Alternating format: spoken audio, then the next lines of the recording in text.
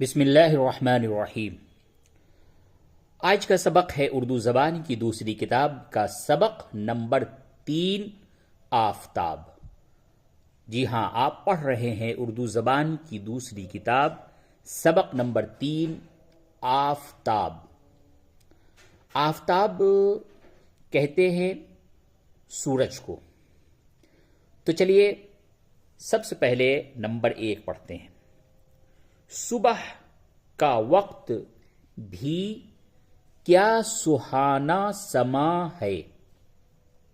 سما کے معنی نظارہ، بہت ہی سہانا نظارہ ہے۔ آنکھوں کو نور، دل کو سرور حاصل ہوتا ہے۔ سرور کہتے ہیں خوشی کو۔ آؤ کسی اونچے ٹیلے پر چڑھ کر آفتاب کے طلوع ہونے کا تماشا دیکھیں۔ آفتاب کے معنی سورج اور طلوع کے معنی نکلنا، سورج کا نکلنا، اس کو طلوع آفتاب بھی کہتے ہیں، طلوع آفتاب۔ نمبر 2، دیکھنا مشرق میں۔ مشرق کہتے ہیں پورب کو، پورب۔ مشرق میں کیا گول سنہرا طباق سا، طباق یعنی تھالی، پلیٹ وغیرہ، پلیٹ جو ہوتا ہے، پلیٹ جس میں آپ کھانا کھاتے ہیں اسی کو ہندی میں تھالی کہتے ہیں، تو طباق اس کو اردو میں کہتے ہیں۔ سنہرا طباق سا نظر آتا ہے۔ سورج جب نکلتا ہے تو اس وقت پلیٹ کی طرح یعنی ایک برتن کی طرح نظر آتا ہے، اسی کو کہتے ہیں سنہرا طباق سا نظر آتا ہے۔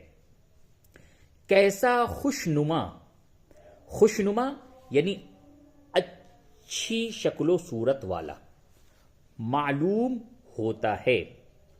نہ دھوپ ہے نہ گرمی، نہ آنکھوں میں چکا چوند ہوتی ہے۔ نمبر 3، ابھی شعاعیں۔ شعاعیں، شعاع کہتے ہیں کرن، سورج کی جو روشنی، صبح کی جو روشنی ہوتی ہے، جو ایک کرن ٹائپ کا ہوتا ہے، جیسے ٹارچ جلاتے ہیں تو اس میں جو ایک روشنی جو سامنے کی طرف پھیلتی، اسی طرح سورج جب نکلتا ہے تو اس کے اندر سے ایک کرنیں نکلتی ہیں، اس کو شعاع کہتے ہیں۔ تو شعاع واحد ہے، اس کی جمع ہوتا ہے شعاعیں، یعنی ایک کو واحد کہتے ہیں اور بہت سے کو جمع کہتے ہیں۔ تو واحد ہے یعنی ایک شعاع، اور بہت سی شعاع جب ہوں گی تو اس کو شعاعیں کہیں گے۔ ابھی شعاعیں اونچی ہوا میں پھیل رہی ہیں۔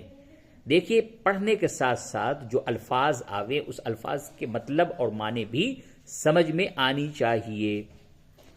ہاں، اسی سے اجالا ہو رہا ہے۔ اب کوئی دم میں، دم میں یعنی لمحے میں، پل میں، پل بھر میں، تو اب کوئی دم میں پہاڑ کی چوٹیوں پر، بلند میناروں پر، اونچی اونچی دیواروں پر، درختوں کی پھنگلوں پر۔ پھنگل کہتے ہیں جو درخت کی جو سب سے اونچی جو شاخ ہوتی ہے اس کو پھنگل کہتے ہیں، اور جمع ہوگا پھنگلوں پر۔ چمکیں گی، درختوں کی پھنگلوں پر چمکیں گی۔ رفتہ رفتہ یعنی دھیرے دھیرے، تمام زمین پر پھیل جائیں گی۔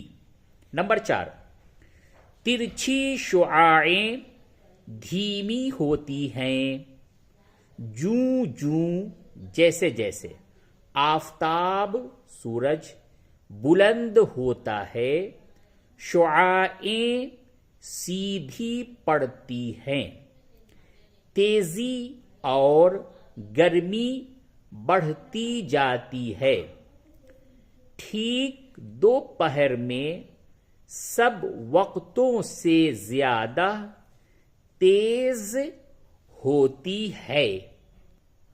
نمبر 5، جوں جوں جیسے جیسے دن ڈھلتا ہے، دھوپ مدھم پڑتی جاتی ہے.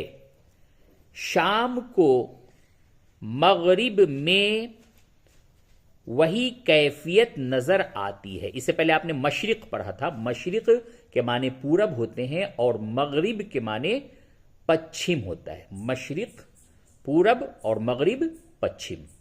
مغرب میں وہی کیفیت نظر آتی ہے جو صبح کو مشرق میں دیکھتے ہو.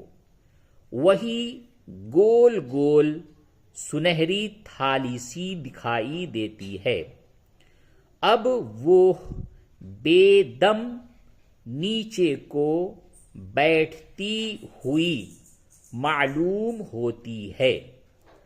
آخر نظروں سے غائب ہو جاتی ہے. نمبر 6، آفتاب ایک بڑا بھاری گولہ ہے. اس کے آگے ہماری زمین کی کچھ حقیقت نہیں. وہ ہم سے نہایت دور فاصلے پر ہے. اسی واسطے اتنا چھوٹا نظر آتا ہے. نمبر 7، وہ بھڑکتے ہوئے شعلے کے مانند گرم اور روشن ہے. اس کی روشنی اور گرمی سے انسان، حیوان اور درخت سب زندہ اور قائم ہیں. اسی کی گرمی ہوائیں چلاتی ہے، میہ برساتی ہے، کھیتوں میں غلہ اور باغوں میں پھل پکاتی ہے. اس کی روشنی سے پھول اور پھلوں میں رنگت آتی ہے. اس کے بعد آگے، جیسا کہ اس سبق میں اردو کی دوسری کتاب کے سبق میں یہ تیسرا سبق ہے، آپ نے اس سے پہلے 2 سبق میں پڑھا کہ اخیر میں جو مشکل الفاظ ہوتے ہیں اس کو لکھ دیا گیا ہے، اور اس کے بارے میں مصنف نے کہا کہ یاد کرو ہجے اور معنی، یعنی اس کو ہجے کے ساتھ بھی آپ کو یاد کرنا ہے اور اس کا معنی بھی یاد کرنا ہے. تو چلیے، سرور، سب سے پہلے سرور. سرور کے معنی خوشی. ہجے یوں ہوگا، سین پہ سو، رے واو پیش رو، رے ساکن، سرور. سرور کے معنی خوشی. مغرب، میم غین زبر مغ، رے بے زر رب، مغرب. مغرب کے معنی کیا ہوگا؟ جی ہاں، پچھم. جس طرف رخ کر کے آپ نماز پڑھتے ہیں اس کو مغرب کہتے ہیں، اور اسی وقت سورج ڈوبتا ہے اس طرف، اسی لیے اس وقت کی نماز کو مغرب کی نماز کہتے ہیں. رفتہ رفتہ، دھیرے دھیرے. ہجے یوں ہوگا، رے فے زبر رف، تے ہے زبر تہ، رفتہ. رے فے زبر رف، تے ہے زبر تہ، رفتہ. رفتہ رفتہ، دھیرے دھیرے. شعاع. شعاع سورج کی روشنی، سورج کی کرن. شین پہ شو، عین الف زبر آ، عین ساکن، شعاع. خوشنما، بھلا، اچھا معلوم ہونے والا. خوش، واو نہیں پڑھا جائے گا، اس جگہ پہ واو نہیں پڑھا جائے گا. خے شین پہ خوش، نون پہ شنو، میم الف زبر ما، خوش نما. واو لکھا جائے گا لیکن اسے پڑھا نہیں جائے گا. مشرق. مشرق کہتے ہیں جس طرف سورج نکلتا ہے اس کو مشرق کہتے ہیں، یعنی پورب. میم شین زبر مش، رے قاف زیر رق، مشرق. غائب. غائب کے معنی چھپ جانا. غین الف زبر غا، حمزہ بے زیر اب، غائب. طباق.